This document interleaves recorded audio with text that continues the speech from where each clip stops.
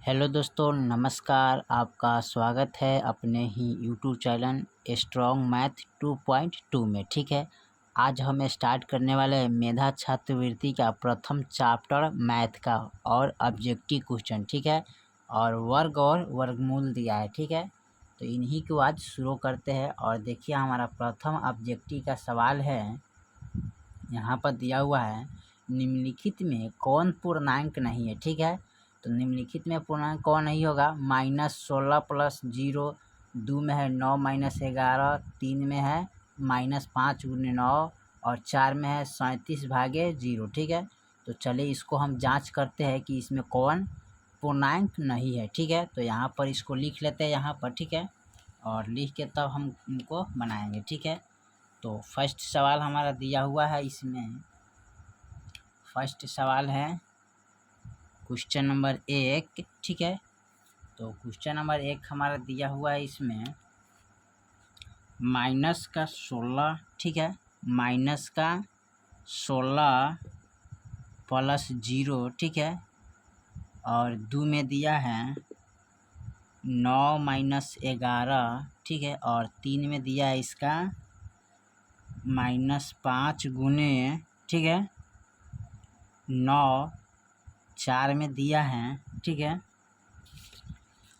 यहाँ पर दिया है 37/0। ठीक है, आप देखेंगे इसमें कौन पूर्णांक नहीं है। ठीक है, तो देखिए 16 में 0 जोड़ेंगे तो कितना हमारा हो जाएगा, 16 हो जाएगा माइनस। ठीक है, उसके बाद यहाँ पर देखिए माइनस का चिन्ह है, तो यहाँ पर 9 में से 11 घटाइएगा तो माइनस कितना बचेगा, 2 बचेगा। ठीक है, यहाँ पर देखिए 9 × 5 = 45, यानी -45 में होगा। ठीक है, और यहाँ देखिए अगर 0 से 37 में भाग करेंगे तो क्या हो जाएगा, हमारा अपरिभाषित हो जाएगा। ठीक है, तो यहाँ पर लिखेंगे अपरिभाषित। ठीक है, अपरिभाषित, यहाँ पर अपरिभाषित हो जाएगा। ठीक है, अपरिभाषित। ठीक है, तो अपरिभाषित यहाँ पर इसको लिख देंगे। ठीक है, अब देखिए पूर्णांक का मतलब होता है क्या है, यानी कि पूर्णांक का मतलब हो गया, पूर्णांक या तो धनात्मक में आता है ना तो ऋणात्मक आता है। ठीक है, दोनों या 0 में आता है, तीनों में कोई एक आता है। ठीक है, तो यहाँ पर ये क्या है, ये माइनस में है। ठीक है, ऋणात्मक में ये भी माइनस में, ये भी माइनस में है, तो ये क्या है, पूर्णांक है। तो यहाँ पर लिख सकते हैं पूर्णांक है। ठीक है, ये भी क्या है, पूर्णांक में है। ठीक है, पूर्णांक है। ठीक है, ये भी क्या है, पूर्णांक है। ठीक है, ये भी क्या है, पूर्णांक नहीं है, पूर्णांक नहीं है। ठीक है, तो यही आपका आंसर हो जाएगा। ठीक है, पूछ रहा है कि कौन पूर्णांक में नहीं है, तो आपका यही पूर्णांक में नहीं होगा। ठीक है, चलिए उसके बाद दूसरा सवाल हम देखते हैं। तो दूसरा सवाल में दिया हुआ है हमारा, तो दूसरा सवाल कह रहा है, निम्नलिखित में कौन अर्थपूर्ण नहीं है। ठीक है, तो 8/2 है, 8/3 है, 8/16 है और 8/0 है। ठीक है, तो इसको हम देख लेते हैं। तो दूसरा नंबर सवाल दिया है। ठीक है, तो ए नंबर में हम इसको लिख लेते हैं 8/2, बी में लिख लेते हैं 8/3, सी में लिख लेते हैं। ठीक है, यहाँ पर सी में इसको नोट कर लेंगे 8/16। ठीक है, तो 8 इसमें लिखेंगे 16, डी में लिखेंगे 8/0। ठीक है, अब देखिए इसमें कौन अर्थ पूर्णांक नहीं है। ठीक है, तो इस 2 से 8 में भाग करेंगे तो 2 चौका 8 हो जाएगा, और इसमें जब भाग करेंगे तो 8/3 हो जाएगा। ठीक है, उसके बाद यहाँ पर हो जाएगा आपका, यहाँ पर 8/16, इसको कर सकते हैं 8 एकम 8, 8 दूनी 16। ठीक है, और जब 0 से 8 में भाग करेंगे तो क्या हो जाएगा, अर्थ पूर्णांक नहीं है। ठीक है, तो इसमें हम लिख सकते हैं अर्थ पूर्णांक नहीं है। ठीक है, कैसे 0 से हम इसमें भाग नहीं कर सकते। ठीक है, ये क्या है, अर्थ पूर्णांक है। ठीक है, इनको लिख सकते हैं अर्थ पूर्णांक है, क्योंकि इसमें भाग लग रहा है, ठीक है। यहाँ भी लिख देंगे अर्थ पूर्णांक है, ठीक है। ये बाकी सब क्या है, अर्थ पूर्णांक है, और यहाँ पर हमारा अर्थ पूर्णांक नहीं है, ठीक है। तो यही आपका आंसर हो जाएगा, ठीक है। चलिए उसके बाद हम तीसरा नंबर का सवाल देख लेते हैं। तो तीसरा नंबर के ए में दिया है, ठीक है। तो तीसरा नंबर का ए में दिया है 11, बी में दिया है 12, सी में दिया है 16 और डी में दिया है 32, ठीक है। तो इसमें पूछ रहा है यहाँ पर 3 में, तो 3 का सवाल कर रहे हैं, निम्नलिखित संख्याओं में से कौन सा परिपूर्ण वर्ग है, ठीक है। तो निम्नलिखित में कौन परिपूर्ण है उसको इसमें लिखना था, ठीक है। परिपूर्ण वर्ग कौन होगा, तो देखिए 11 का वर्गमूल कितना होता है, तो 11 का वर्गमूल नहीं आता है, ठीक है। यहाँ पर देखिए 12 का वर्गमूल भी नहीं निकलता है, 16 का वर्गमूल कितना आता है, 4 आता है, ठीक है। और 32 का वर्गमूल निकलता है, नहीं निकलता है, ठीक है। तो यहाँ पर इसको लिख सकते हैं परिपूर्ण वर्ग है, ठीक है। यहाँ पर इनका लिखेंगे परिपूर्ण वर्ग नहीं है, ठीक है, क्योंकि इसका 11 का वर्गमूल नहीं आ रहा है, ठीक है। तो यहाँ पर लिखेंगे परिपूर्ण वर्ग नहीं है, ठीक है। इनका भी 12 का वर्गमूल नहीं आता है, तो इनको भी लिखेंगे परिपूर्ण वर्ग नहीं है, ठीक है। 16 का वर्गमूल आता है कितना, 4, तो इसको लिखेंगे परिपूर्ण, ठीक है, पूर्ण वर्ग है, ठीक है। इनका लिखेंगे परिपूर्ण, ठीक है, वर्ग नहीं है, ठीक है। जिसका नहीं है उसका नहीं लिखेंगे, जिसका है उसका लिखेंगे परिपूर्ण वर्ग है। तो आपका कौन आंसर हो जाएगा, यहाँ पर ई हो जाएगा, ठीक है, सी नंबर का सवाल, ठीक है। उसके बाद देखते हैं लास्ट में है चौथा नंबर सवाल दिया है। तो चौथा नंबर सवाल हमारा पूछ रहा है, ठीक है। तो चौथा नंबर सवाल इसमें दिया हुआ है, निम्नलिखित परिपूर्ण वर्ग कौन सम संख्या के वर्ग में है, ठीक है। इसमें कौन सम संख्या के वर्ग में होगा, ठीक है। तो इनको देखते हैं यहाँ पर चौथा नंबर में, ठीक है, परिपूर्ण वर्ग कौन है। तो इसमें ए में लिखते हैं 121, बी में लिख लेते हैं 225, ठीक है। और यहाँ पर लिख लेते हैं सी में 256 और डी में लिख लेते हैं 6561, ठीक है। अब इसमें कौन सम संख्या का वर्ग है, ठीक है। तो देखिए यहाँ पर ये भी 121 क्या है, विषम है, यहाँ भी देखिए तो इसका वर्ग निकलेगा, ठीक है। 225 का वर्गमूल आता है, ठीक है, 25 इसका आता है, ठीक है। तो लिखेंगे वर्ग है, परिपूर्ण वर्ग है, तो यहाँ पर लिख सकते हैं परिपूर्ण वर्ग है, ठीक है। ये क्या लिखेंगे, परिपूर्ण वर्ग नहीं है, ठीक है। इनको भी लिख सकते हैं परिपूर्ण वर्ग नहीं है, ठीक है। ये भी लिख सकते हैं परिपूर्ण वर्ग नहीं है, ठीक है, क्योंकि इसका सम संख्या नहीं है, ठीक है, और ना इसका वर्ग निकलेगा, ठीक है।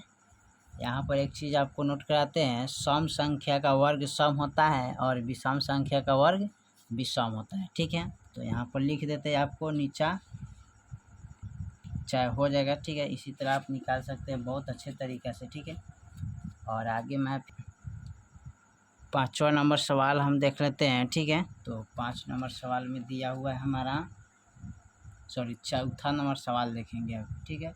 परिपूर्ण वर्ग है, ठीक है, तो हो गया है। तो हम इसका देखेंगे 5वां नंबर सवाल। 5 नंबर सवाल में कह रहा है यहाँ पर 5वां नंबर सवाल दिया हुआ है आपका पाँचवा में कह रहा है निम्नलिखित में से कौन सा परिपूर्ण वर्ग है, ठीक है। इसको भी परिपूर्ण वर्ग निकालना है, ठीक है। तो परिपूर्ण वर्ग कौन होगा, चलिए इसको लिख लेते हैं यहाँ पर ए नंबर में हो जाए दिया है 100, बी में दिया है 1000, ठीक है। सी में दिया है 330550। डी में दिया है 1 2 3 4 5 6 और इसमें दिया है 2 4 5 0, तो 1 2 3 4 5 0 यहाँ पर लिख लेते हैं, ठीक है। अब देखिए इसमें कौन परिपूर्ण वर्ग है, तो आपका इसमें देखिए परिपूर्ण इनमें फर्स्ट वाला है, ठीक है। परिपूर्ण वर्ग है, ठीक है। ये क्या है, परिपूर्ण वर्ग नहीं होगा, ठीक है। तो यहाँ लिख सकते हैं परिपूर्ण वर्ग, ठीक है, वर्ग नहीं है, ठीक है। यहाँ पर इसको भी लिख सकते हैं परिपूर्ण वर्ग नहीं है, ठीक है। इनको भी लिख सकते हैं परिपूर्ण वर्ग नहीं है, ठीक है।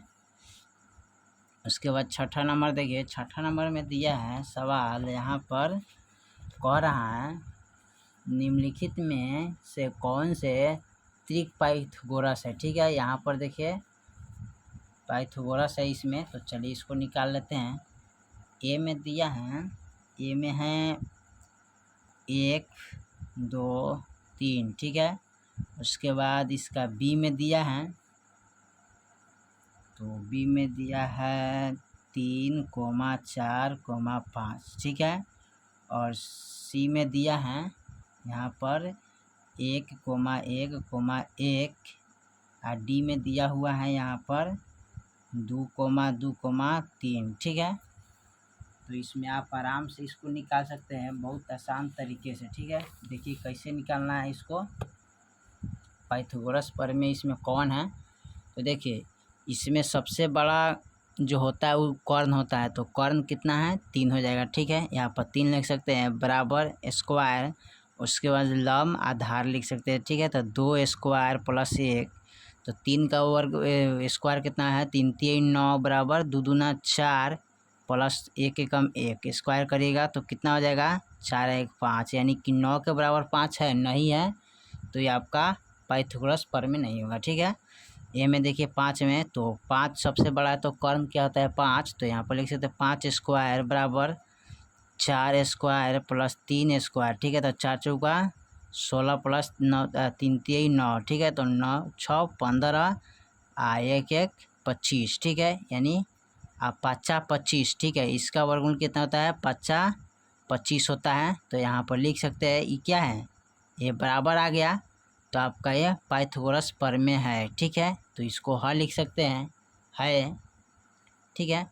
इनका देखिए ए में नहीं होगा, ये नहीं होगा, ठीक है। तो लिखिए पाइथागोरस प्रमेय नहीं है, ठीक है। यहाँ पर लिख सकते हैं आपका हो जाएगा बी नंबर, ठीक है। तो बी नंबर आपका क्या है पाइथागोरस प्रमेय है, ठीक है। चलिए उसके बाद 7वां नंबर देख लेते हैं। 7वां नंबर में दिया हुआ है यहाँ पर 7 नंबर का सवाल दिया है निम्नलिखित में कौन वर्ग संख्या है, ठीक है। इसमें वर्ग 12 27 49 99, ठीक है। तो यहाँ पर इसको देख लेते हैं। ए में दिया है 12, ठीक है। बी में दिया है इसका, ठीक है, यहाँ पर बी में है 27, ठीक है। सी में दिया है 49, डी में है 99, ठीक है। तो देखिए 12 का वर्गमूल आता है नहीं आता है, ठीक है। तो ये वर्ग नहीं है, ठीक है, वर्ग नहीं है, ठीक है, लिख सकते हैं इसका भी वर्ग नहीं है, ठीक है। और 7 का वर्ग आता है कितना 7, तो इसको लिख सकते हैं वर्ग है, ठीक है।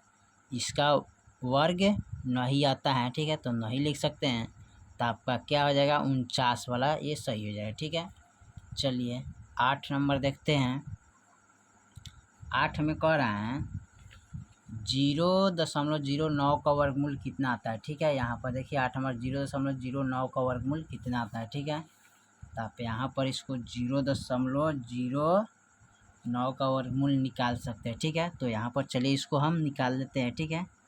तो सबसे पहले यहाँ क्या करेंगे, 0.09 लिखेंगे, 0.09। तो इसका वर्गमूल निकालिएगा कैसे, और उसके बाद जोड़ा लगा देते हैं। अब 0 से देंगे तो 0 हो जाएगा, ठीक है, 0, और यहाँ पर कट गया, ठीक है। यहाँ पर 0 चलाता है, 0 को ऐड कर लेते हैं। अब देखिए यहाँ पर दशमलव यहाँ चलाता है, जोड़ा अंक उतारते हैं, ठीक है। अब यहाँ पर कितना रखेंगे, तो यहाँ पर रखना होगा 3, ठीक है, और 3 से इसमें गुना भी हमको करना पड़ेगा, यहाँ भी रखना होगा 3, ठीक है। तो 3 3 9 और 0 तो कैंसिल हो गया। तो आपका आ गया कितना, 0.3। तो 0.3 है किस में, क नंबर में। तो आप यहाँ पर इसको मिला सकते हैं बहुत आसान तरीके से, ठीक है।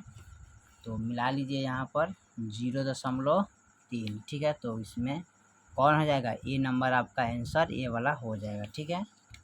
चलिए 9 नंबर में दिया है, 9 नंबर में हमारा कथी कर रहे हैं, 9 नंबर में दिया 0.004 का वर्गमूल क्या कौन होगा, ठीक है। तो चलिए इसको भी वर्गमूल निकाल लेते हैं। 8 का बाद इसका है 9 नंबर, ठीक है। तो 9 नंबर में वर्गमूल कितना दिया है, 0. ठीक है 0.004, ठीक है। चलिए इसका भी वर्गमूल हम निकाल लेते हैं, ठीक है। तो सबसे पहले जोड़ा इसको लगा देते हैं, ठीक है। अब 0 अकेला है तो 0 से इनको भाग करते हैं, ठीक है। तो 0 0 कैंसिल, यहाँ पर 0 ऐड होता है तो 0 उतर गया, ठीक है। यहाँ दशमलव तो यहाँ चलाता है, यहाँ पर जोड़ा अंक उतारते हैं तो 0 रखेंगे, फिर यहाँ पर 0 0 से इसमें गुना करेंगे, 0 0 कैंसिल, फिर उतरेगा 0.4, ठीक है। और उसके बाद यहाँ उतरेगा 0 0, और फिर यहाँ पर रखेंगे कितना, 4, यहाँ पर रखेंगे 2, ठीक है। यानी 2 से 2 में भाग गुना करेंगे तो 2 दूनी 4 0, ठीक है। तो ये भी कट जाएगा। और देखिए यहाँ पर हमारा कितना है, 0.02, ठीक है। तो यही आपका आंसर आ जाएगा। तो इसमें देखिए कितने दिया है, 9 नंबर में 0.02, तो 2 नंबर वाला सवाल आपका क्या हो जाएगा, सही होगा, ठीक है। चलिए उसके बाद हम 10 नंबर इसका देख लेते हैं। तो 10 नंबर इधर बगल में इसको हम देख लेते हैं। तो 10 नंबर में कह रहे हैं, देख लीजिए 10 नंबर में कितना कह रहा है, ठीक है। तो इसका 10 में कह रहा है, इनमें कौन परमेय संख्या नहीं है, ठीक है। यहाँ पर इनमें कौन परमेय संख्या नहीं है। तो इसको पहले सबसे पहले लिख लेते हैं, √1, ठीक है। उसके बाद दिया है √3, उसके बाद दिया है √4, √9, ठीक है। तो यहाँ पर देखिए 1 का वर्गमूल क्या होता है, 1, और 3 का वर्गमूल नहीं निकलता है, ठीक है। उसके बाद 4 का वर्गमूल आता है कितना, 2, और 3 का वर्गमूल आता है कितना, 9 का वर्गमूल आता है 3, ठीक है। तो इसमें कौन परमेय संख्या नहीं है। तो आपका एक कौन हो जाएगा, 3 के वर्गमूल नहीं आ रहा है, तो आपका ये हो जाएगा कथी, परमेय संख्या नहीं है, ठीक है। तो आपका इस पर यहाँ पर option A B C D लगाते हैं, ठीक है। तो आपका ऑप्शन क्या हो जाएगा, B नंबर हो जाएगा, ठीक है। यही आपका ऑप्शन रहेगा, ठीक है। तो इसी तरह आप निकाल सकते हैं बहुत आसान तरीके से।